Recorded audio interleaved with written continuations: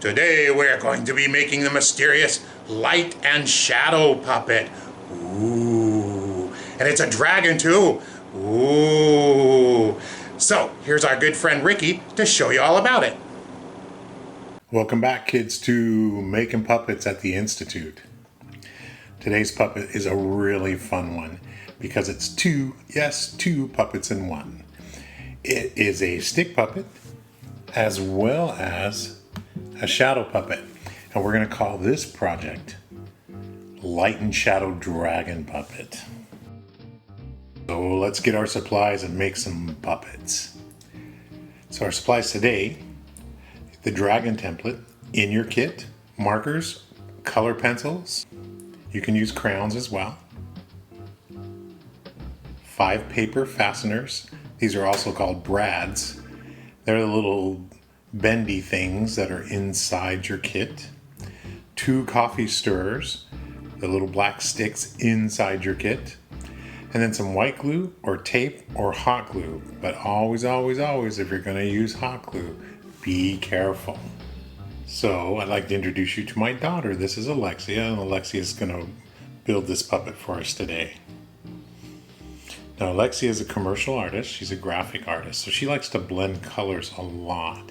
So why don't you explore with some different colors? Try to get colors that complement each other. And then what she likes to do is start off with something light and then build around it. Shadow puppets are some of the oldest known form of puppets in history.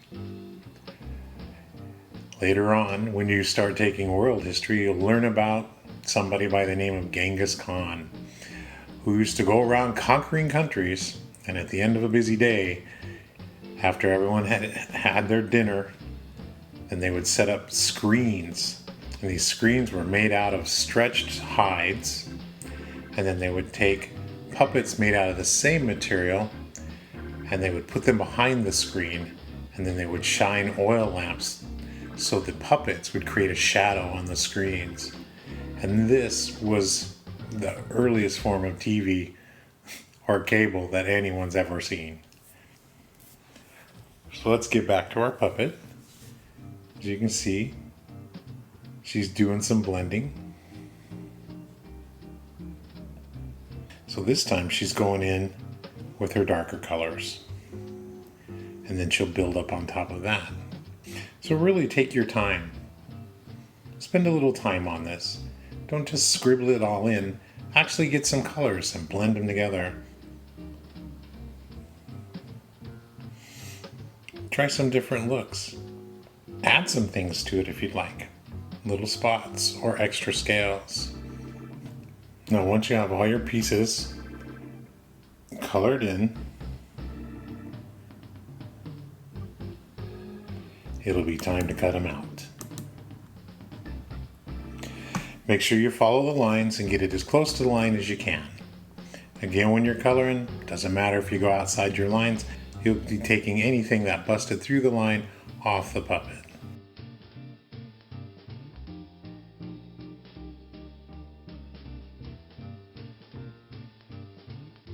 Once you have your pieces out, we're going to have to punch some holes. If you look on that dragon, you'll notice he's got little circles, little X's on them. Now you can use a hole punch, but if you don't have a hole punch, take a piece of cardboard, put it on something flat and a sharpened pencil, and punch through, and just kind of twist it around a bit so it makes a nice little hole. Make sure you get all of these, it's very important. The next thing we're going to do is start putting them together. Take your brads, push them through the holes, and start with the tail. The big fat part of the body, that's where the tail goes. Now we're going to put the center part of the body. Again, punch that brad through. Some of them are a little bit on the long side, and you can always double fold them if you need to. Spread the 2 pieces apart so it sticks these together. Now what this does is it creates a joint. allowing your puppet to have amazing movement. So let's attach our head.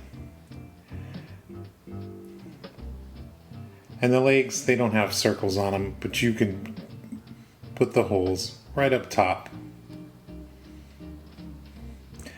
The L-shaped leg is your back leg, and the straighter of the two, that's your front leg.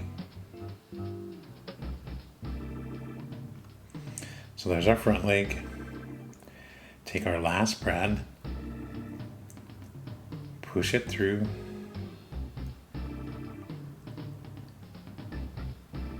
Now the entire dragon is jointed. So we need to put some rods on here, and we're going to take the 2 black sticks. These are just regular coffee stirrers. You can use the wooden ones, or you can use the plastic ones. And we're going to use hot glue to put these on there. We're going to put one on the head, and we're going to put another one on the tail.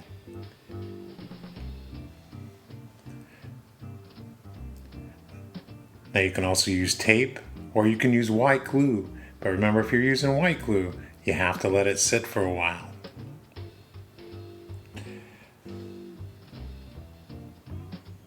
And there is how it works as a stick puppet. And there, with a light behind it, is a shadow puppet. So make sure to send us pictures and show us some of your shadow puppets, because we'd love to see them. And all you have to do to make a shadow puppet, or to turn it into a shadow puppet, is get a flashlight, hold it in front of the puppet against any wall. This is great to do at night when you're playing in your bedroom. Hold it up against the wall, and it'll create the shadow of the dragon. And you want to make the shadow bigger, all you have to do is step backwards a few steps. The farther away the light is, the bigger the shadow looks. And that's our light and shadow dragon puppet.